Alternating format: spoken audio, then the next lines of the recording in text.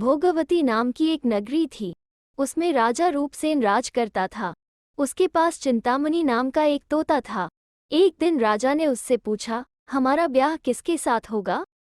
तोते ने कहा, मगध देश के राजा की बेटी चंद्रावती के साथ होगा। राजा ने ज्योतिषी को बुलाकर पूछा तो उसने भी यही कहा। उधर मगध देश की राजकन्या के पास एक मैना थी। उसका नाम था मदन मंजरी। एक दिन राजकन्या ने उससे पूछा कि मेरा विवाह किसके साथ होगा? तो उसने कह दिया कि भोगवती नगर के राजा रूपसेन के साथ। इसके बाद दोनों को विवाह हो गया। रानी के साथ उसकी मैना भी आ गई। राजा रानी ने तोता मैना का ब्याह करके उन्हें वही महल में रख लिया। एक दिन की बात की तोता मैना में बहस हो गई। मैना ने कहा, आदमी बड़ा पापी, दगाबाज और अधर्मी होता है। तोते ने कहा, स्त्री झूठी, लालची और हत्यारी होती है। दोनों का झगड़ा बढ़ गया तो राजा ने कहा, क्या बात है, तुम आपस में लड़ते क्यों हो? मैना ने कहा, महाराज, मर्द बड़े बुरे होते हैं। इसके बाद मैना ने एक कहानी सुनाई। इलापुर नगर में महाधन नाम का एक सेठ रहता था। विवाह के बहुत दिनों के बाद उसके घर एक लड़का पैदा हुआ। सेठ ने उसका बड़ी अच्छी तरह से लालन पालन किया, पर लड़का बड़ा होकर जुआ खेलने लगा। इस बीच सेठ मर गया। लड़के ने अपना सारा धन जुए में खो दिया। जब पास में कुछ न बचा तो वो नगर छोड़कर चंद्रपुरी नामक नगरी में जा पहुंचा। वहां हेमगुप्त नाम का साहूकार रहता था। उसके पास जाकर उसने अपने पिता का परिचय दिया और कहा कि मैं जहाज लेकर सौदागरी करने गया था। माल बेचा, धन कमाया, लेकिन लौटते में समुद्र में ऐसा तूफान आया कि जहाज डूब गया और मैं जैसे तैसे बचकर यहाँ आ गया। उस सेठ के एक लड़की थी रत्नावती। सेठ को बड़ी खुशी हुई कि घर बैठे इतना अच्छा लड़का मिल गया।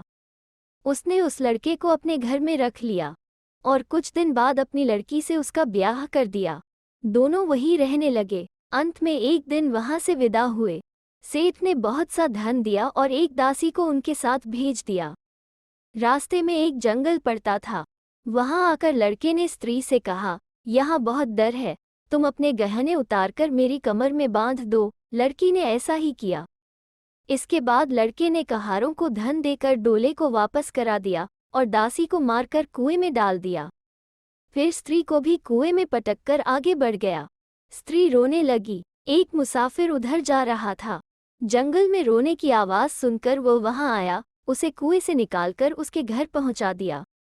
स्त्री ने घर जाकर माँ बाप से कह दिया कि रास्ते में चोरों ने हमारे गहने छीन लिए और दासी को मारकर मुझे कुएं में धकेलकर भाग गए। बाप ने उसे ढाढ़स बंधाया और कहा कि तू चिंता मत कर, तेरा स्वामी जीवित होगा और किसी दिन आ जाएगा। उधर वो लड़का जेवर लेकर शहर पहुंचा। उसे तो जुए की लत लगी थी। वो सारे गहने जुए में हार गया। उसकी बुरी हालत हुई तो वो ये बहाना बनाकर कि उसके लड़का हुआ है, फिर अपनी ससुराल चला। वहां पहुंचते ही सबसे पहले उसकी स्त्री मिली। वो बड़ी खुश हुई। उसने पति से कहा, आप कोई चिंता न करें, मैंने यहाँ आकर दूसरी ही बात कही है। जो कहा था वो उसने बता दिया। सेठ अपने जमाई से मिलकर बड़े प्रसन्न हुए और उन्होंने उसे बड़ी अच्छी तरह से घर में रखा। कुछ दिन बाद एक रोज जब वो लड़की गहने पहने सो रही थी, उसने चुपचाप छुरी से उसे मार डाला और उसके गहने लेकर चंपत हो गया। मैना बोली, महाराज, ये सब मैंने अपनी आंखों से देखा। ऐसा पापी होता है आदमी। राजा ने तोते से कहा, अब तुम बताओ कि स्त्री क्यों बुरी होती है? इस पर तोते ने ये कहानी सुनाई। कंचनपुर में सागरदत्त नाम का एक सेठ रहता था। उसके श्रीदत्त नाम का एक लड़का था। वहां से कुछ दूर पर एक और नगर था, श्री विजयपुर। उसमें सोमदत्त नाम का सेठ रहता था। उसके एक लड़की थी, जयश्री। वो श्रीदत्त को ब्याही थी। ब्याह के बाद श्रीदत्त व्यापार करने परदेश चला गया। 12 बरस हो गए और वो न आया तो जयश्री व्याकुल होने लगी। एक दिन वो अपनी अटारी पर खड़ी थी कि एक आदमी उसे दिखाई दिया। उसे देखते ही वो उस पर मोहित हो गई। उसने उसे अपनी सखी के घर बुलवा लिया। रात होते ही वो उस सखी के घर चली जाती और रात भर वहां रहकर दिन निकलने से पहले ही लौट आती। इस तरह बहुत दिन बीत गए। इस बीच एक दिन उसका पति परदेश से लौट आया। स्त्री बड़ी दुखी हुई। अब वो क्या करे?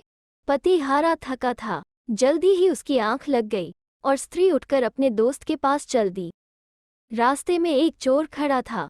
वो देखने लगा कि स्त्री कहाँ जाती है। धीरे धीरे वो सहेली के मकान पर पहुंची। चोर भी पीछे पीछे गया। संयोग से उस आदमी को सांप ने काट लिया था और वह मरा पड़ा था। स्त्री ने समझा सो रहा है। वहीं आंगन में पीपल का एक पेड़ था जिस पर एक पिशाच बैठा ये लीला देख रहा था। उसने उस आदमी के शरीर में प्रवेश करके उस स्त्री की नाक काट ली और फिर उस आदमी की देह से निकलकर पेड़ पर जा बैठा। स्त्री रोती हुई अपनी सहेली के पास गई। सहेली ने कहा कि तुम अपने पति के पास जाओ और वहां बैठकर रोने लगो।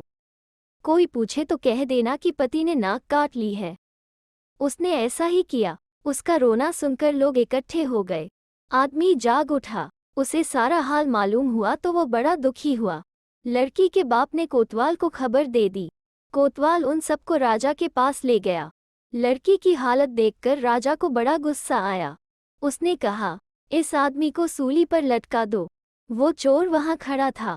जब उसने देखा कि एक बेकसूर आदमी को सूली पर लटकाया जा रहा है तो उसने राजा के सामने जाकर सब हाल सच सच बता दिया।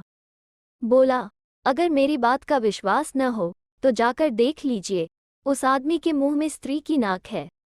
राजा ने दिखवाया तो बात सच निकली। इतना कहकर तोता बोला, हे राजा, स्त्रियां ऐसी होती हैं। राजा ने उस स्त्री का सिर मुंडवाकर गधे पर चढ़ाकर नगर में घुमवाया और शहर से बाहर छुड़वा दिया। ये कहानी सुनाकर बेताल बोला, राजा, बताओ कि दोनों में ज्यादा पापी कौन है? राजा ने कहा, स्त्री। बेताल ने पूछा, कैसे? राजा ने कहा, मर्द कैसा ही दुष्ट हो, उसे धर्म का थोड़ा बहुत विचार रहता ही है। स्त्री को नहीं रहता, इसलिए वो अधिक पापिन है। राजा के इतना कहते ही बेताल फिर पेड़ पर जा लटका। राजा लौटकर गया और उसे पकड़ कर लाया। रास्ते में बेताल ने 5वीं कहानी सुनाई।